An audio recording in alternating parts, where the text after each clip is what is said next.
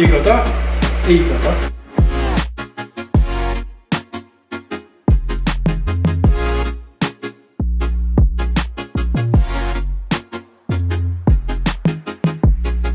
Et c'est vrai que c'était impressionnant de le voir, puis je me suis toujours dit, c'est les vraies vidéos, tu sais. Puis là, je le vois à Lausanne, donc c'est assez impressionnant. Vous avez déjà vu, vous connaissez ce robot de Boston Dynamics? Que en vidéo, sur les réseaux, mais jamais en vrai. C'est marrant. Ouais, on a envie de savoir comment ça peut être conçu et tout, c'est intéressant. Enfin, on s'attend pas à voir un robot comme ça un mardi matin à la gare de Lausanne.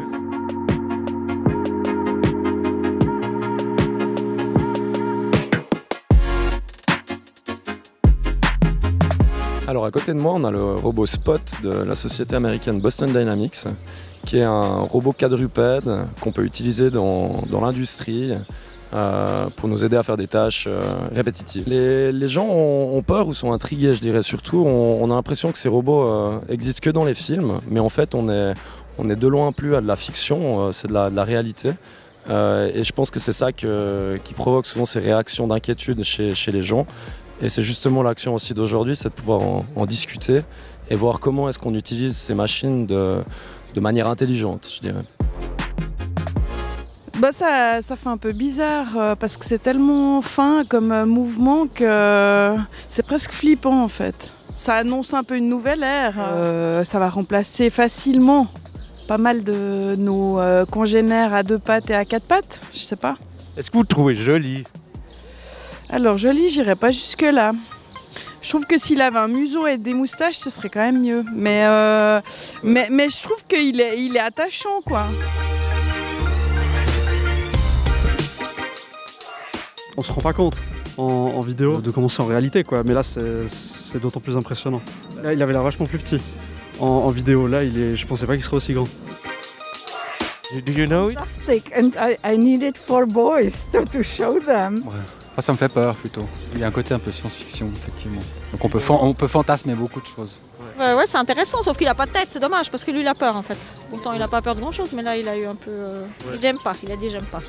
Il est équipé de plusieurs caméras à 360 degrés autour de lui.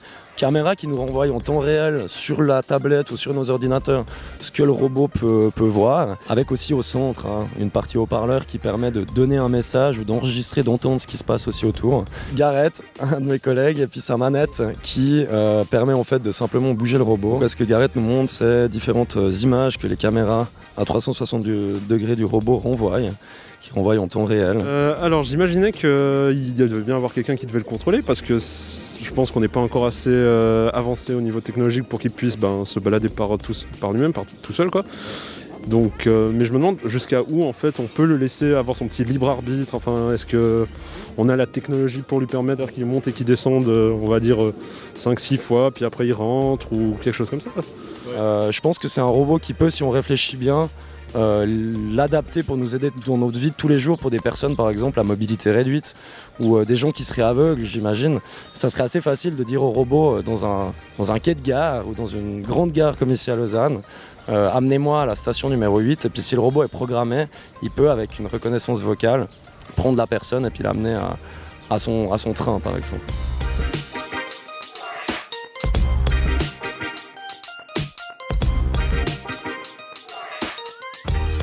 Alors Workshop 4.0, nous à la base on vient de la robotique industrielle, on travaille avec des bras articulés à la base, mais on est des passionnés de tout type de technologie, particulièrement la robotique.